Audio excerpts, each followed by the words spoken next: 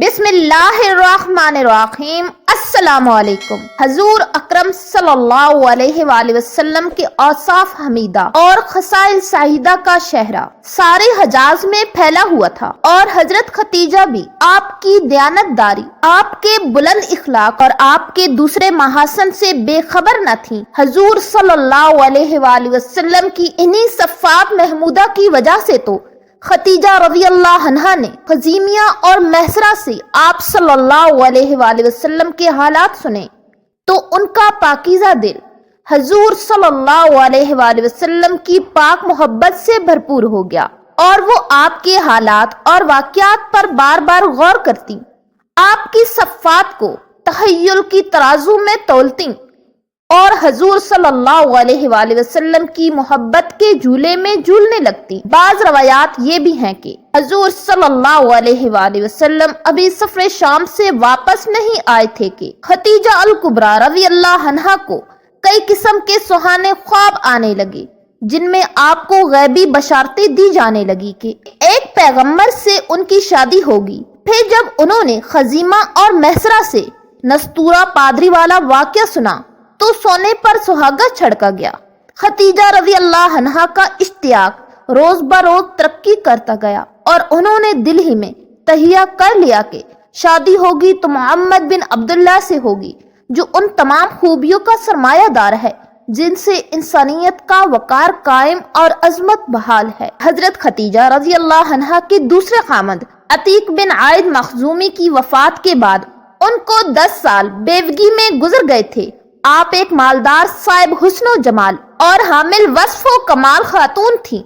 बड़े बड़े तवंगर और अहले सरवत लोग आपको निकाह के पैगाम भेजते थे और आपसे शादी करने के तलबगार थे, मगर आप किसी को कबूल न करती थी और इनकार करती चली जाती थी। लेकिन जब खतीजा अल कुबरा रज़ी अल्लाह अन्हा ने हजूर सल्लल्लाहु अलैहि वसल्लम के औसाफ आलिया देखे और आपकी फिरासत व फहमीदगी, आपके खुल्क हजीम, आपके एहसान व मुरव्वत, आपकी तहजीब व नजाबत, आपकी रवादारी और फिर आपकी फयूज व बरकत के हालात व वाक़यात सुने तो उनके दिल में जो तहरीक पैदा हुई कि हजूर सल्लल्लाहु अलैहि वसल्लम की बाकमाल शख्सियत ही उनकी रफाकत के लिए मौजू तरीन है। चुनाचा हजरत खतीजा रज़ी अल्लाह अन्हा ने नफीसा नामी एक औरत के जरिए हजूर सल्लल्लाहु अलैहि वसल्लम को निकाह का पैगाम भेज दिया और वो भी इस तरह की, पहले वो हजूर सल्लल्लाहु अलैहि वसल्लम से ये दरियाफ्त करें कि आप शादी करना चाहते हैं या नहीं। अगर आप असबात में जवाब दें तो फिर पयाम निकाह दिया जाए। चुनाचा नफीसा ने हजूर अकरम सल्लल्लाहु अलैहि वसल्लम की खिदमत में हाजिर होकर दरियाफ्त किया कि आपने अब तक शादी क्यों नहीं की है। आपने फरमाया, नफीसा मैं शादी करूं तो क्यों करूं, ना मेरे पास रुपया, ना मालो दौलत, ना कोई सामान, ना महर अदा करने के लिए रकम, फिर तुम ही बताओ निकाह कैसे कर सकता हूं। नफीसा ने अर्ज किया, अगर कोई दौलतमंद और दानिश्वर खातून आपसे निकाह की ख्वाहिश करे और फिर वो शादी के तमाम इखराजात भी अपने जिम्मे ले ले तो क्या आप उसकी दरख्वास्त कबूल फरमाएंगे। हजूर सल्लल्लाहु अलैहि वसल्लम ने दरियाफ्त किया, वो कौन खातून है। नफीसा ने जवाब दिया, बनु असद की खतीजा बिन खुवैलिद। हजूर सल्लल्लाहु अलैहि वसल्लम ने फरमाया, अगर वो मेरे हालात के पेश नजर मुझसे निकाह करने पर आमादा हो सकती हैं तो मुझे कोई उज़र नहीं। नफीसा ने फौरन हजरत खतीजा को हजूर सल्लल्लाहु अलैहि वसल्लम की रजामंदी से इतला दी, जिसे सुनकर खतीजा मोहतरमा को इंतहाई मुसरत हुई और उसी औरत के जरिए पैगाम भेज दिया कि आप अपने अकारब समेत फला दिन निकाह के लिए आ जाएं। निकाह का दिन या तारीख मुकर्रर हो जाने के बाद मायन वक्त पर हजरत खतीजा रज़ी अल्लाह अन्हा ने अपने चचा उमरू बिन असद और चचेरे भाई वर्का बिन नूफल को दावत दी कि वो मेरी तरफ से शरीक मजलिस हों और मेरा निकाह मोहम्मद बिन अब्दुल्ला से कर दें। इधर हजूर सल्लल्लाहु अलैहि वसल्लम भी अपने चचाओं अबू तालिब, हमजा और दूसरे रिश्तेदारों को लेकर तशरीफ ले गए। अब तो आमतौर पर निकाह के बाद खुतबा पढ़ाया जाता है, लेकिन उस जमाने में खुतबा को निकाह से पहले या बाद पढ़ने की कैद न थी। चुनाचा अबू तालिब ने खुतबा निकाह पढ़ते हुए कहा, اس خدائے عظیم و عرفہ حمد و ثنا سزاوار رہے جس نے ہم قریش کو حضرت ابراہیم اور حضرت اسماعیل علیہ السلام کی اولاد بنایا اور ہمارا سلسلہ نسب ماد و مظہر ایسے بزرگوں سے ملایا، بیت اللہ شریف کی حفاظت ہمارے سپرد کی، مکہ معظمہ کی سرداری ہمیں بخشی اور ایسا پاک اور عزت والا حرم ہمیں عطا فرمایا کہ ہر سمت سے زائرین اس کے طواف کے لیے حاضر ہوتے ہیں۔ خدا کے اس مقدس گھر میں جو کوئی داخل ہو جاتا ہے اس کے امن اور اس کی حفاظت کا ذمہ مولا کریم خود لے لیتا ہے۔ اس کے علاوہ ہم رب تعالیٰ کے شکر گزار ہیں کہ اس نے ہمیں حکومت تفویض فرمائی اور لوگوں کا حکمران بنایا۔ اللہ سبحانہ و تعالیٰ کی تعریف و توصیف کے بعد یہ بتا دینا چاہتا ہوں کہ محمد بن عبداللہ میرا حقیقی بھتیجا ہے۔ یہ اعلیٰ صفات اور اعلیٰ عادات کا سرمایہ دار ہے۔ قریش میں کوئی نوجوان انسانیت کی اخلاقی اور روحانی صفات میں اس کا مقابلہ نہیں کر سکتا، اور میں یہ دعویٰ سے کہہ سکتا ہوں کہ قبائل عرب میں ایک بھی شخص ایسا نہیں جو نیک خصائل میں محمد سے لگا کھا سکے۔ میرا یہ بردار زادہ اگر تونگر اور دولت مند نہیں تو کوئی بات نہیں، کیونکہ مال و دولت ایک فانی چیز ہے، ہاں انسانی صفات کو بقائے دوام حاصل ہے۔ محترم حاضرین، مجلس سے محمد کے فضائل پوشیدہ نہیں ہیں، اور بنو اسد سے بنو ہاشم کی قرابت ہے، وہ بھی ڈھکی چھپی نہیں۔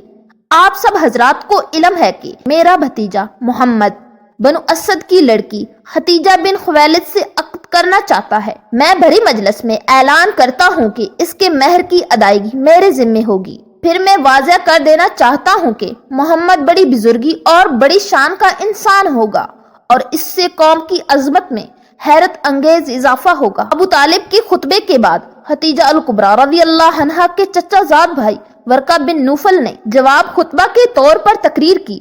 خدائے پاک کی حمد و تعریف بیان سے باہر ہے، اس نے ہم کو وہ بزرگی اور وہ رفت عطا فرمائی ہے جس کی تفصیل ابو طالب بتا چکے ہیں۔ اس نے اپنے فضل و کرم سے ہمیں قوم کا سردار اور راہبر بنا کر ایک عظیم شرف بخشا۔ قبائل عرب قریش اور بنو ہاشم کے شرف و مجد سے انکار نہیں کر سکتے۔ ہم بنو اسد کے لوگ آپ حضرات کے ممنون ہیں کہ آپ نے ہمارے خاندان سے نئے تعلقات استوار کر کے ہماری عزت و حرمت کو بڑھایا، اور ہم نے آپ سے جو درخواست کی تھی اسے قبول فرما کر ہماری لاج رکھ لی، اور اللہ تعالیٰ آپ کو عزت بخشے۔ بعد ازاں ورقہ بن نوفل ہی نے نکاح پڑھا اور اعجاب و قبول کرایا۔ حضرت ختیجہ رضی اللہ عنہا کے چچا عمرو بن اسد نے اس نکاح کی تصدیق کی اور 20 اونٹ حق مہر ادا ہوا۔ اس بابرکت جوڑے کی یہ مبارک شادی انتہائی سادگی اور بے تکلفی کے مظہر تھی۔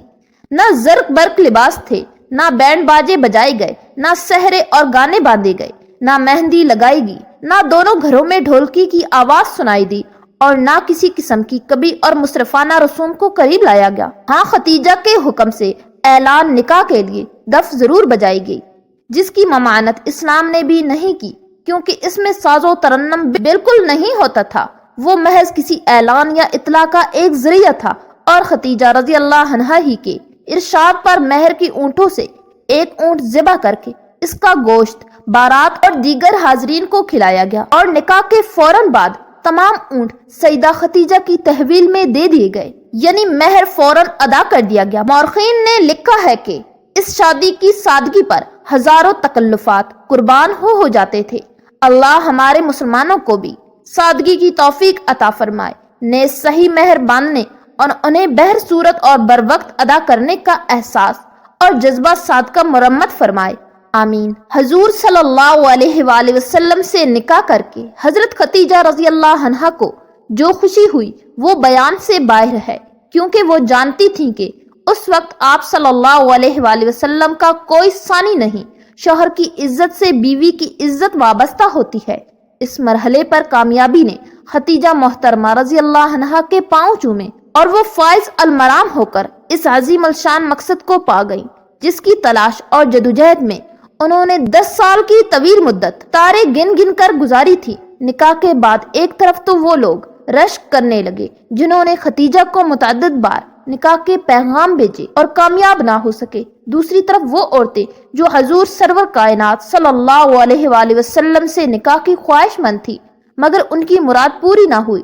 جب شادی ہو گئی تو ختیجہ طاہرہ رضی اللہ عنہا کو سب طرف سے مبارکیں ملنے لگیں اور ہر جگہ یہی چرچے ہونے لگے کہ خدیجہ بن خویلد رضی اللہ عنہا نے اپنے لیے جو شوہر منتخب کیا ہے، ایسا جامع اوصاف و کمالات شوہر دنیا کی کسی عورت کو مشکل ہی سے مل سکتا ہے۔ اور تو اور ان مشرکوں نے بھی خدیجہ رضی اللہ عنہا کی قسمت کے روشن ستارے کی تعریف میں زبانیں کھول دی، جن کے بتوں سے یہ پاکیزہ جوڑا نفرت کرتا اور ان کی پرستش کو خلاف عقل و قیاس گردانتا تھا۔ حضور اکرم صلی اللہ علیہ وآلہ وسلم کی یہ شادی اور سب سے پہلی شادی بہت ہی سبق آموز اور ایمان افروز ہے۔